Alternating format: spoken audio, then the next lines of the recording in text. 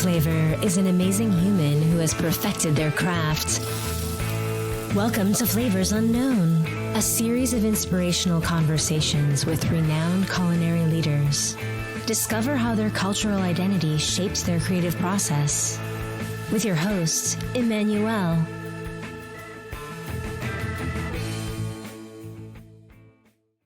Hi, Chef. How are you? Great. How are you? I'm very good. Thank you. I'm glad that we finally, are able to get together and have these conversations. When I have to confess that I haven't been to your places and I need to drive to your part of the country and try your beautiful sushi pieces or other elements of your menus. Oh So I yeah, hope we'll I can do definitely that soon. we'll get you up here for sure.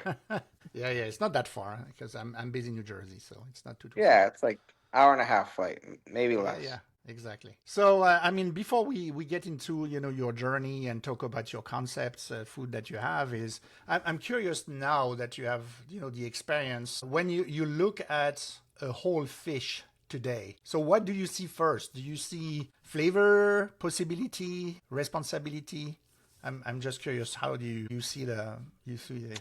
I mean, I think responsibility is a great word because we like to think of ourselves as stewards of the ocean and the environment here in the area. And part of our responsibility is to protect these species, not just serve them at the restaurant, but kind of make sure that they're going to be around for a long time. And that's why we're so specific about the tunas that we use and the fish that we use at the restaurant, because we want it to be something that in 10, 20, 30 years, there's still an abundant amount of the fish in the water. Mm-hmm.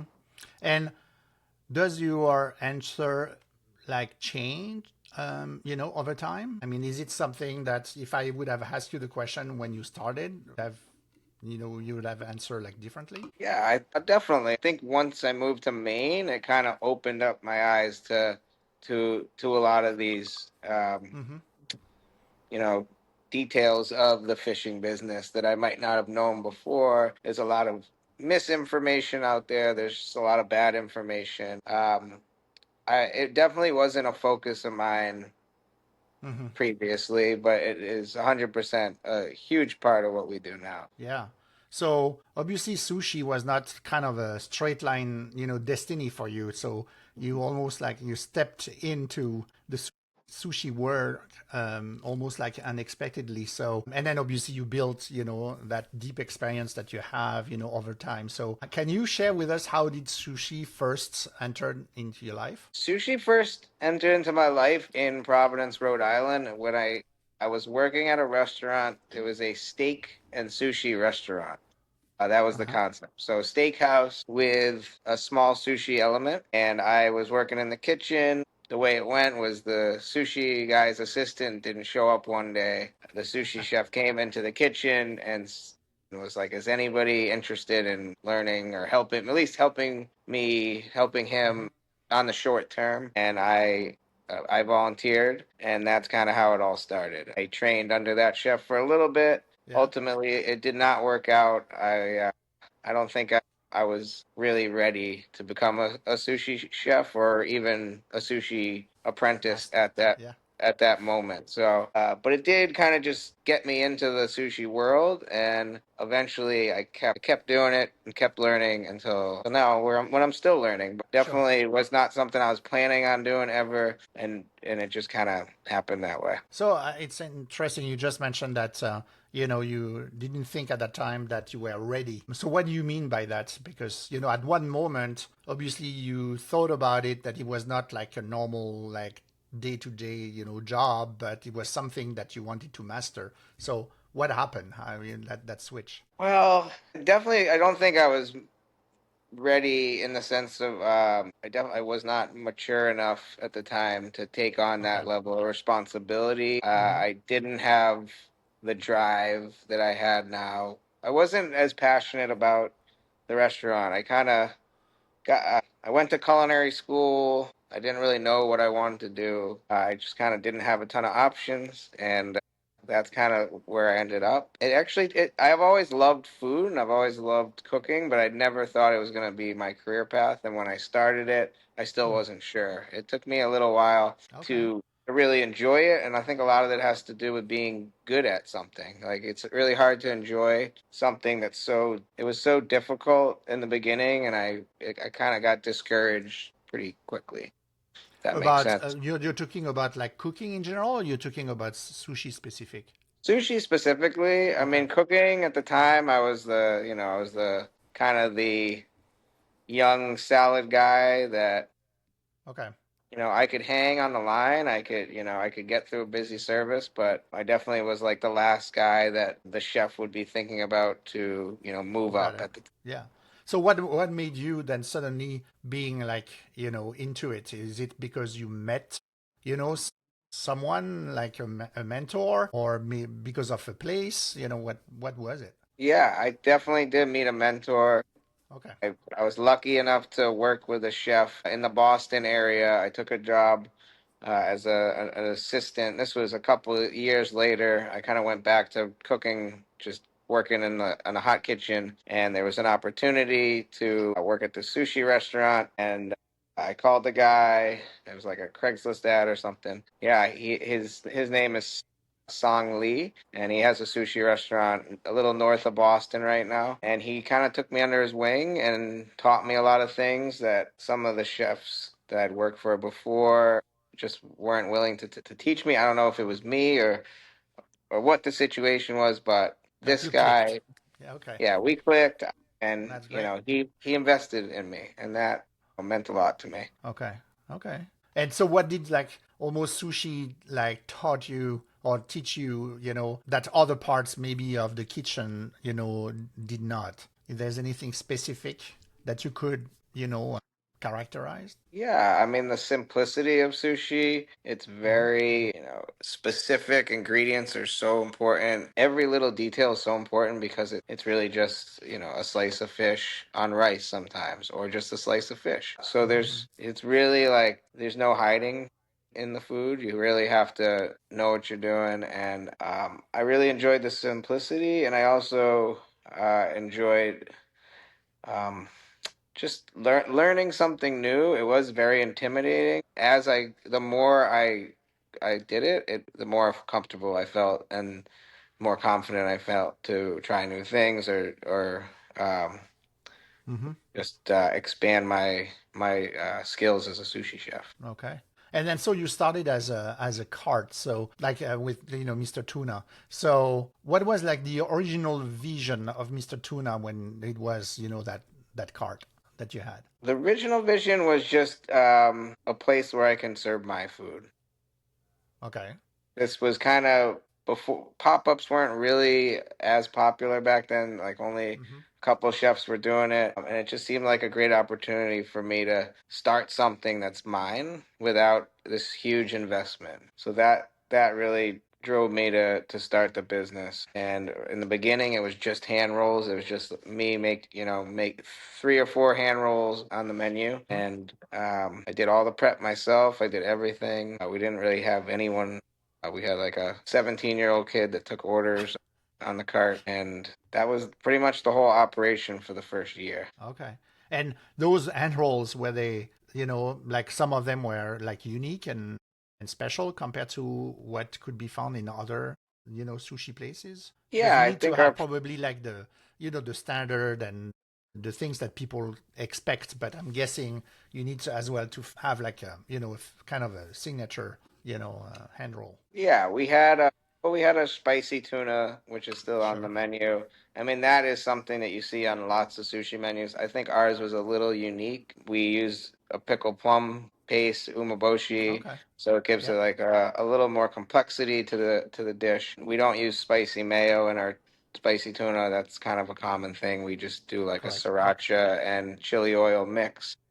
Mm-hmm. So that was one, and we had our spicy scallop and crab, which is like local crab meat, local scallops chopped up and dressed with. This one actually got spicy mayo, but it was broiled on top, and that one is still like one of our Hmm. most popular rolls. We also had what else was on there? Spicy. We had a spicy salmon roll that we made our homemade sweet chili sauce. So that was just like a little different than what you would see at your average sushi restaurant. Uh-huh.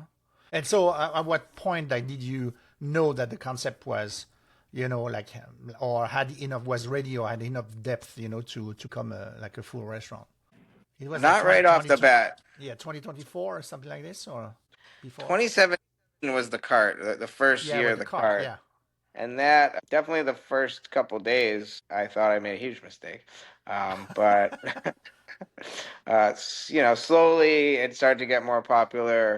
In 2019, Bon Appetit did a piece about Portland, Maine, naming it the Food City of the Year article, huge deal for Portland. And Mm-hmm. we were lucky enough to be in that article. And that Oh, kind of congrats. really started, Mm-hmm.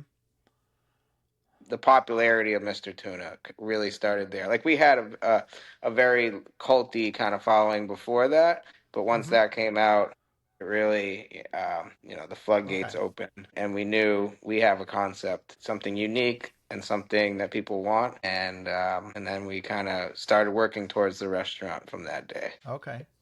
And how easy was that transition from the car to the restaurant, and what aspect did you focus on in order to maybe not lose like the philosophy or the concept of the car that the people liked? It was long. It was long. It definitely took a long time. I mean, from the opening of the food cart to the opening of the current form of Mr. Tuna was around 7 years. So it took a long time. And in between, we were in a public market house, kind of like a little stall. Uh-huh. And there was a lot of struggles there. I signed a 5-year lease, definitely longer than I should have, looking back now. And yeah, we struggled in that space. We made it work because we had the food trucks.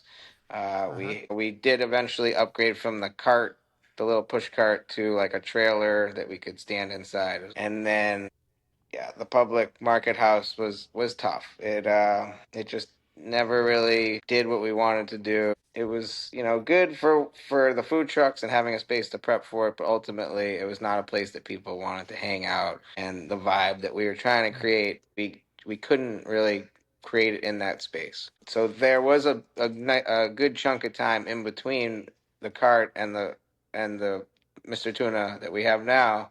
Mm-hmm. Uh, that was not the best times for the business, but we knew that we had a great concept, and as soon as our lease was coming up and we found this new location, it really changed everything for us. Okay. Wow. And so, you mentioned that you are in Portland, Maine. So how would you describe the food scene in Portland? It's very competitive just because there's so many restaurants here, so we're all kind of competing for a small group of a small clientele. I mean, in the Mm-hmm. summertime, the population grows by a ton. I don't know exactly how much, but I would say at least 5 times to maybe even 10 times the population. So um, during the slower months, it's extremely competitive, but it is collaborative at the same time, and it is a small town, so everybody knows each other, and a lot of people are friendly and they collaborate. But yeah, the caliber restaurant is very high here, and for a town this small, it has an incredible food scene, I think. But why in Portland, Maine? What it gives you, as a chef that you will not find anywhere else. You mentioned Boston. You mentioned Rhode Island. Before. So why Portland? For How did you? me, it was opportunity. Okay. Boston is a very expensive place to have a restaurant, Yeah. and not just for liquor license. You are. Can you hear me? Because somehow there's something happened. It says that Oh, okay. You wanna? the recording Can you stopped, and I don't know why. can you message Marissa and tell her to stop messaging me because I'm in the podcast now. Now I understand.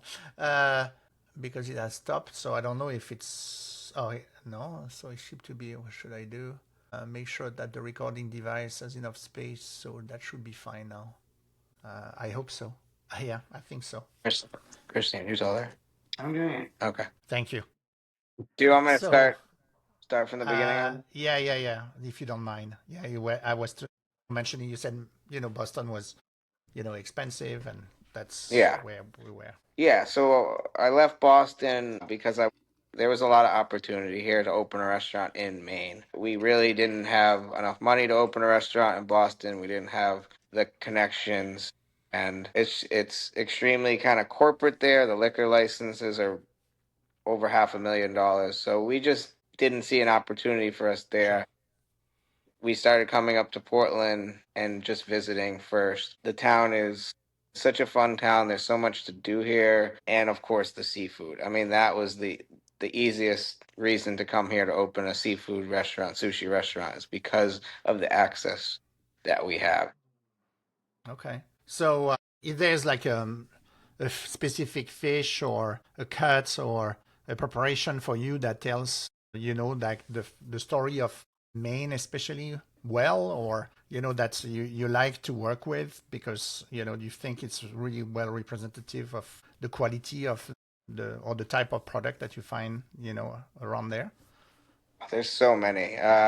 Definitely any shellfish at all. The waters are colder here, so Mm-hmm. the it's cleaner, and we just have the most incredible oysters and clams and crab meat and sea urchin and all that stuff. Definitely tuna is probably the biggest one for me, just because, Mr. Tuna and all that. Sure.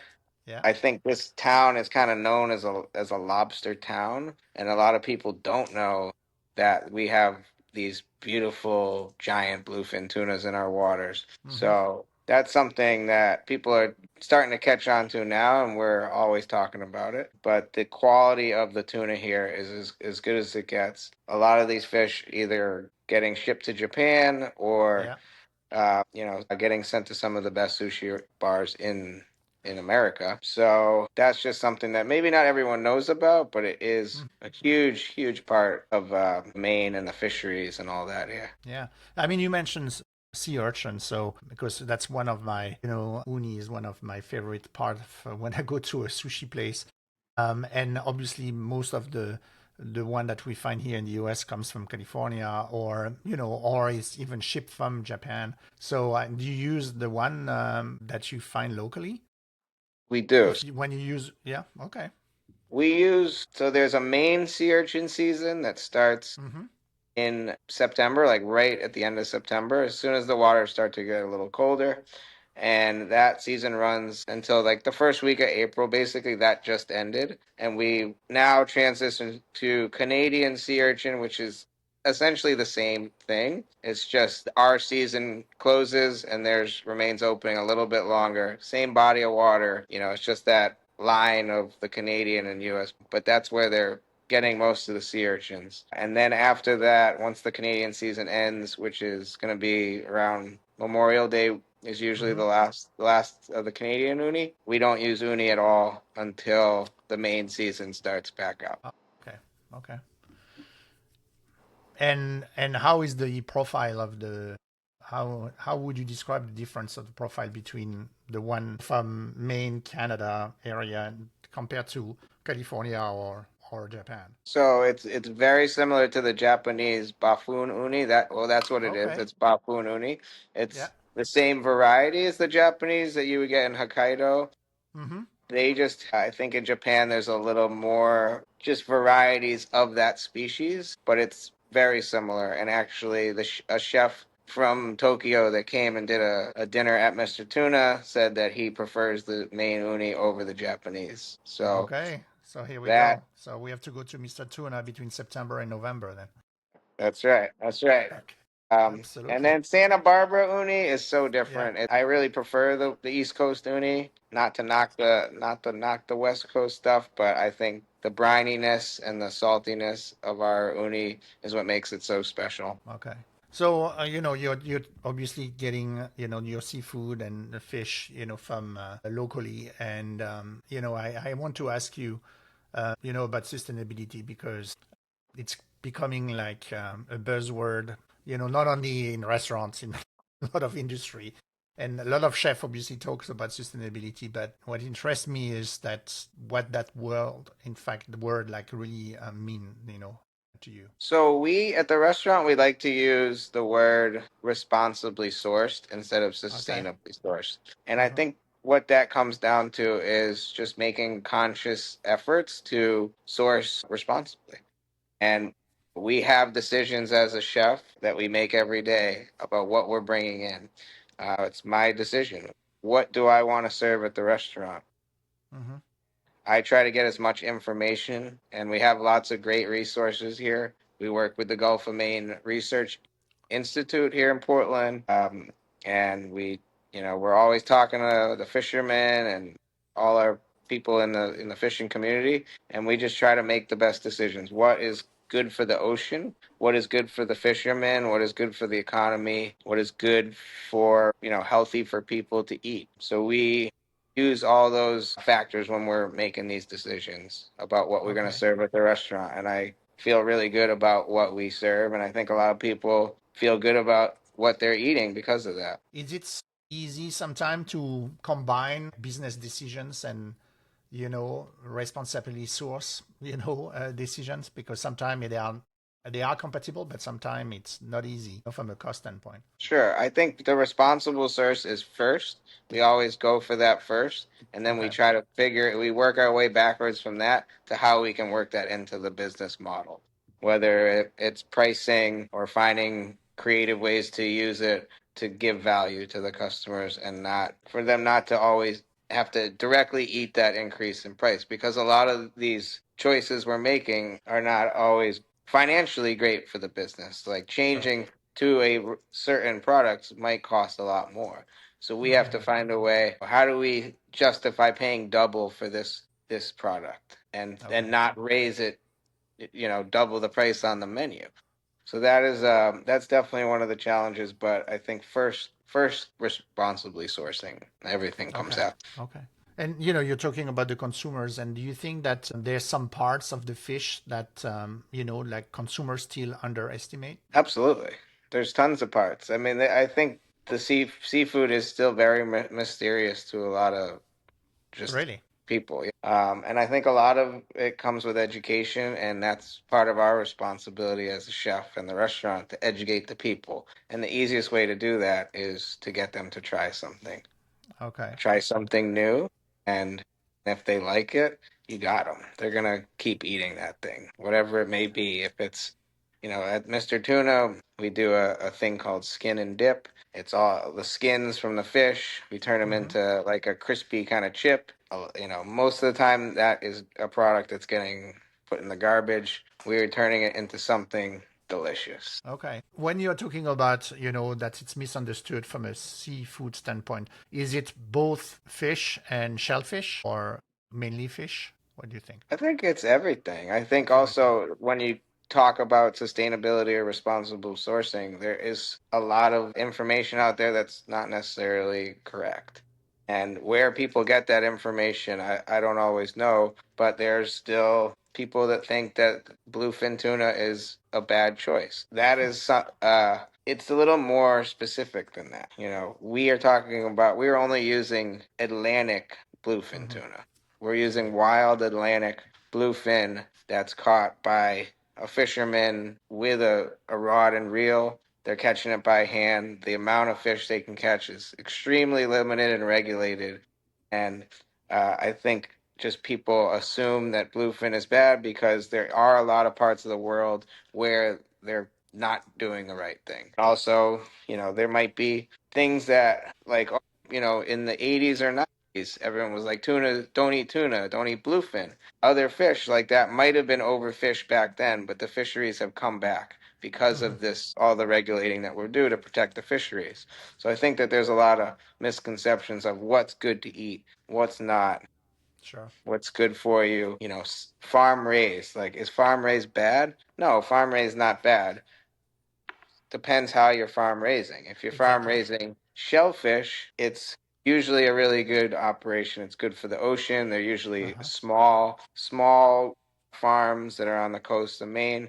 Then you talk about large fin fish, industrial fin fish farming, like salmon, large salmon farming, totally different things. So we can't lump those together as just one thing. Farming is it's very complex. I think a lot of times this people that are trying to push a narrative of, eat these farm salmon is good for, it's good for the ocean, it's good for economy, we're feeding people. They're lumping that in with small scale shellfish farming. And I think that is what's driving a lot of bad information out there. Yeah. It's really like, there's a lot of research that I do to get this information, and I don't think it's out there in Enough. the public. Yeah, Yeah. exactly. Yeah, I mean, the problem too is that, I mean, there's two factors here. Is that one, is the consumer really interesting to spend the time? Especially, I'm thinking the new generation that says that they are very much interested into, responsibility sourcing or responsible sourcings or sustainability. But at the same time, they don't really. It's all about like eating information via social media, and there's everything, good information and very bad information. So that's one aspect. And then the other part is, yes, the quantity of information that we are consuming. So, and I'm not sure sometimes if the important information really reach the consumers the way it should be. And so I don't know how you experience that at your restaurant. I'm guessing that maybe you have the possibility to do it because it's a smaller scale, and then the people that come to your place, they maybe are more interested to hear the story. But I'm just curious, what's your experience here? Yeah, I think people are seeking out Mr. Tuna, a lot of people, because they want to go to a place Yeah. that's making the right choices and thinking about those types of things. And I think that there's a lot of the bad information is coming from lobbying, and there's a lot of Mm-hmm. interests and financial interests and big corporate interests that can sometimes amplify their voices louder and to more people than someone like me. And so I'm trying to do what I can to counter that. Okay. So you have like other concepts. You have barfuto and then you have crispy gay. So can you explain to us what's the difference between Mr. Tuna and the others too? Yes, very different. And actually, Barfudo, we closed Oh, in okay. November, and we are relaunching a new concept in the space in May. And that's Okay. going to be called Ladyfish. That is a seafood concept. Is not, I wouldn't say anything like Mr. Tuna, except for the fact that we're are using the same amazing local seafood that we use at Mr. Tuna, but we have a full kitchen here. It is not a sushi restaurant. It's a seafood restaurant, and my good friend and incredibly talented chef Christine Lau is going to be running that kitchen. Okay. So really excited about that, and we're just kind of work. We're testing the menus now, and we're kind of doing all the hiring now. So that's taking up a lot of my time right now. Mm-hmm. Crispy Guy is a business that we started in the pandemic out of the basement of Mr. Tuna. It started as a pop up, just takeout only. You could pre order, and it grew from that into a restaurant that we opened in 2022. Okay. I run that with. Currently I own it with my wife and our two partners that run the restaurant. So that one is a Thai street food fried chicken restaurant. Very, very different than the other two as well. There is some seafood on the menu, but I'd say the focus is chicken. Okay. Okay. So now let's talk about the creative aspect. So when what's your sources of inspiration? I'm guessing the produce is probably the big one. But when you are thinking about like putting like a new dish, on the menu on Mr. Tuna, for instance. So how do you start? Where the inspiration come from, and then what's the different steps in the creative process? So it usually will start with a protein of some Mm-hmm. sort, like a type of fish. For example, halibut season is a very short season. In Maine, we have Canadian halibut year round, but during the month of June, we get Maine halibut. So during that month, I will try to come up with a dish it's focused on halibut. So halibut's the star of the show, and then I Uh-huh. try to decide, what is this dish going to be? What station is it going to come off of? What's not going to overwhelm a certain station. So there's a lot of thoughts going on into that. What produce is available in Maine? We have very short seasons, really Mm-hmm. short seasons for most produce. The produce is incredible during that short time, but we don't see a lot of spring vegetables here at all until like sometimes late June, depending on the weather. So that has a lot to do with it. I try to see what I could use, but it's also a challenge because we don't want to put something on the menu that's only going to be around for a couple weeks. Mm-hmm. So we do a lot of preserves, things like that to try to stretch those items. I do get a lot of inspiration from other chefs. We do a lot of collaborations. We're in the middle of a guest chef series at Mr. Tuna right now. Mm-hmm. We have 11 different chefs coming from all over, and they're doing a night at Mr. Tuna using our seafood, but their techniques, their style, and I learn a lot from those people too. I take little bits and pieces from some of the things I learned from them and incorporate Mm-hmm. it into our food, and then just things that I like to eat, and I think other people would like to eat. Kind Okay. of, it So has is to this like, taste can good. you give us maybe like one example of something that you recently put on the menu just to Yeah, illustrate? so we put on a dish, and we're calling it the Aburi Toro Waterfall, and it's a dish inspired by Crispy Guy, actually. So we have a dish on at Crispy Guy called the Waterfall Salad, and it comes with either fried chicken or fried mushrooms, and it has Nam Jim Jiao sauce, which is chilies and lime juice and salt and fish sauce. And then it's basically just herbs and a little bit of this toasted rice. So I pretty much took that exact dish because I love it so much, and I subbed the chicken out for seared marinated tuna belly. So you have this like rich, Wow. super fatty, tuna that's just like dripping fat, and that liquid mixes with the sauce and becomes the dressing. So traditionally in Thailand,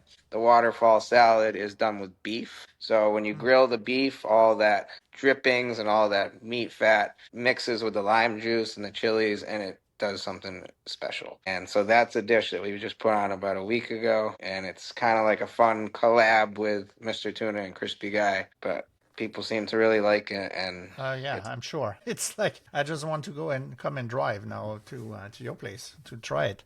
Wow, that sounds amazing. Wow. So before I switch to the rapid fire question, I wanted to ask you, this anything that you wanted to talk about or that we haven't covered, something that is important for you at the moment too. well, right now, I mean, we talked about it a little bit, but the new restaurant we're opening is Yeah. it's really important. It's like, we had this restaurant here for 3 years, Barfudo, and it was really hard to close it. I've never had to close a restaurant before, and I can tell you it's not something Mm-hmm. that anybody ever wants to do, but we're bringing new life into the space. And I'm really excited about the concept and the chef and just the possibilities that we can do here. There's been a lot of excitement around town, and I just think that this is going to Okay. be hopefully a place that people are going to want to come to all summer long. It's a seasonal pop up that we're only running from May through October. So this is also something new we're trying is a Okay. seasonal restaurant because it is somewhat seasonal here. So we're got. Okay. So, and is it seasonal because of like the excess of certain ingredients for like the concept that you are developing, and then after that it will be a different pop-up, or it will be really like reopening like the same season but the year after. So, sorry, just for me to So understand. your guess is as good as mine. I don't know for sure. You don't know yet. No, we're gonna see how it goes and Like kind how of. it I goes. think we'll. Yeah, we'll know. I think we'll know pretty soon if it's a thing that we're gonna want to do again. Okay. But it is just seasonal here. It's quiet in the winter. Big restaurants Yeah, are tough and they're expensive, and sure. we That's clever. yeah, we're trying it. See what happens. So when Lady Fish, when does it open then? So we're aiming for a soft opening around the first or second week of May, Okay. and that kind of has to do with just training and staff, things like that. But we will definitely be open by Memorial Day weekend. I could say that for sure. Okay. Very good, chef. So let's switch to the fire rapid question. So what was All the right. first fish that you fell in love with cooking? Probably scallops, just a nice sear on a scallop. It's pretty Yeah. forgiving and it's something that I could handle back in the day. Yeah. Okay. I love scallops. That's one of the so when I see uni or I see sea scallops, and then as well nothing to do with seafood, but when I see duck or foie gras, that's the four things that I cannot resist on the menu. So, but Yeah. sea scallops are part of it. So is it what is like we talked a bit about this, but we didn't go to a specific part. So what is the most underrated part of a fish? Man, I'd say probably the collar meat. I mean, it's Yeah, underrated. I think it's being less underrated than it used to be, but I think that's it's true. Yeah. still there's still room for people to appreciate it. That the all that little meat in the nooks and crannies of the collar is incredible. Yeah. Yeah, the color on the menu, it's like it's amazing. And usually it's like a lot of like Asian restaurant that have that on the menu when they have it. But oh yeah, cool. So are you going to have some on ladyfish? We will, and it's going to be a jerk spice, like a Ooh, jerk grilled collar. We don't know all the details of it yet, but that's the direction we're heading. that's a direction. Yeah, like charred, just like blackened collar, all that, good good char from the grill and all that's, beautiful spice from the Okay. Jamaican jerk rub. Oh yeah, wow. So you talked about having this collaboration program. So is there still like one chef that you would dream collaborating with, but you haven't done it yet? Wow, man. I mean, Eric Repair would be pretty cool. Okay. Yes. He's definitely a seafood guy. I think we could do Yeah. a lot of cool stuff together. Okay.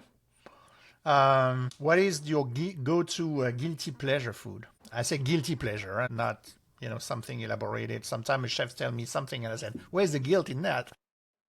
Yeah, man.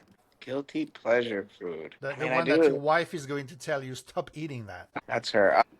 God, that's a tough. We eat a lot of chicken tenders. Okay. Guilty pleasure. I think if there's anything else. I have usually a lot of chips or I have a lot of ice cream, or sometimes chef is going to tell me, "Okay, I should not tell you, but the Big Mac, oh, I love it." So I will have that type of things. Um, I mean, I love a good burrito. It's like Okay. definitely a Okay. go-to for me. There's a great burrito spot down the street from my house that I go to all the time So called Lazo breakfast burrito Taco. or Yeah, they do an incredible breakfast burrito. It's like chorizo or bacon, just eggs, cheese, now we are and they talking. they have Yeah. like the best tortilla. I don't know where they get it or they make it, but it's incredible. Okay. What's your biggest pet peeve in the kitchen? Putting your cell phone on the cutting board is a big Okay. one. Okay. Or even having your cell phone out in the kitchen, but like putting something dirty, like a bot or like anything on top of a cutting board, like a bottom of a box. Especially when you do sushi. Yeah, that's a huge one. Yeah. What is the harder things to teach in the kitchen? Hardest thing to teach The hardest. Yeah. artists. Ooh, that's a tough one. And teaching people to care enough about the food, I think that's tough because that's something you can't really teach. It's something that people have Hmm. to almost have already. Okay. Yeah, Well, that's. I think that's a good one. And what is the most beside the caring about the ingredients and the material, the produce is what is the most important quality that you are looking for in a cook? Someone that works well with the team. I think having the right dynamic in the restaurant is really important. Skill is not always the right formula because you can teach skill. You can make, Yeah. you can give people experience and they can become better cooks. But that doesn't always mean that they're the right person for the restaurant. I think finding a cohesive group of people that work together is probably the most important. Yeah, that fit the culture of the team. And the most important quality in a leader in the kitchen. Being humble, I think, is a huge one. Yeah. Leave I your don't ego at the door. Yes. I don't like that. You know, we all goal is the same for all of us. That we want the restaurant to be good. We want the food to be good. We want Yeah. people to come back and be happy. And it's not a competition at all. Okay. And my last one, chef, like, yeah, so if you weren't a chef, you would be dot dot dot. Oh, man, what would I be? Stand-up comedian? I don't know. Really? Okay. I like to tell a joke here and there. Uh, I haven't Yeah. heard one. You should share one with us. Well, I don't think if you I put me no, on you the don't want. spot, I would I you don't to think. put you on the spot. That's fine. I can delete it. That's fine. Don't worry.